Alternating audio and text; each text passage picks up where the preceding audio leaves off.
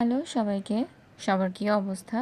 আশা করছি সবাই ভালো আছেন এবং সুস্থ আছেন। সবার বন্ধই নিশ্চয়ই অনেক ভালোই কেটেছে।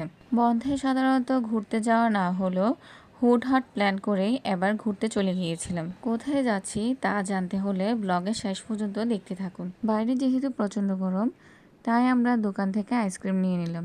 আর এই আইসক্রিম খেতে খেতে আমরা চলে গেলাম এক আঙ্কেলের বাড়িতে। গ্রাম বরাবরই আমার অনেক পছন্দের। শহরের এই কোলাহল থেকে দূরে গিয়ে গ্রামের শান্ত নিরিবিলি পরিবেশে গেলে সবারই মন ভালো হয়ে যায়।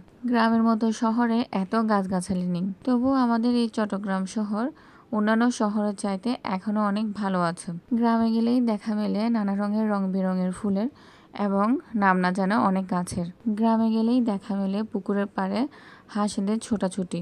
এই সুন্দর দৃশ্যগুলো শহরে সাধারণত দেখা যায় না। এইসব দেখতে দেখতে হঠাৎ করে আমার চোখে পড়ল একটি ছোট্ট পিচ্চি দোলনায় চড়ছে। খেয়াল করে দেখলাম আশেপাশে প্রায় প্রতিটি বাড়িতেই এই ধরনের ছোট দোলনা লাগানো থাকে।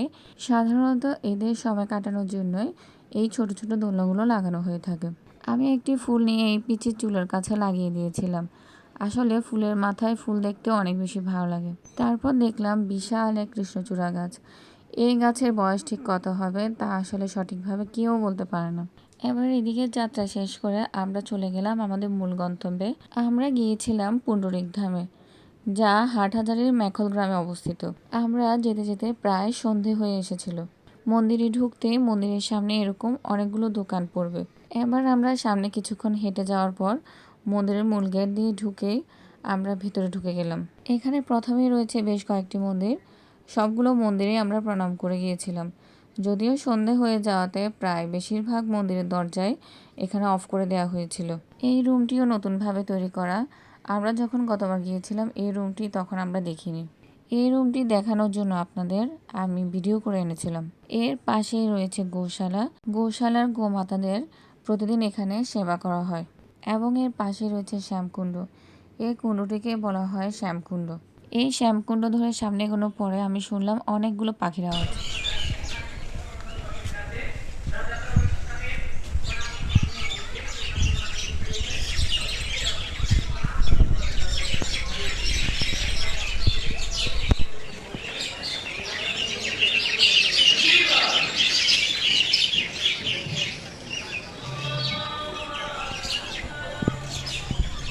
মূল মন্দিরের চারপাশে এরকম অনেক রকম দোকান আছে।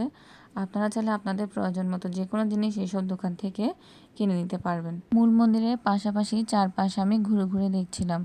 চারপাশ অনেক স্নিগ্ধ ও মনোরম ছিল। এর কিছুক্ষণ পরেই শুরু হয়ে যায় সন্ধ্যা আরতি।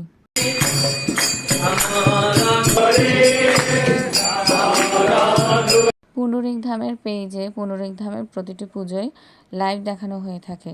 তাই আপনারা কেউ যদি এখানে আসতে নাই পারেন, তাহলে আপনারা পুণ্ডরিক ধামের পেজ থেকেও এই পুজোগুলো দেখার সৌভাগ্য নিতে পারেন। সন্ধ্যা আরতির পরপরে আমরা দেখলাম রাধাকুণ্ডে রাধারানীকে প্রসাদ নিবেদন করতে। এবার আমাদের ফেরার পালা। ব্লগটি যদি ভালো লেগে থাকে অবশ্যই লাইক, কমেন্ট এবং শেয়ার করবেন। ধন্যবাদ।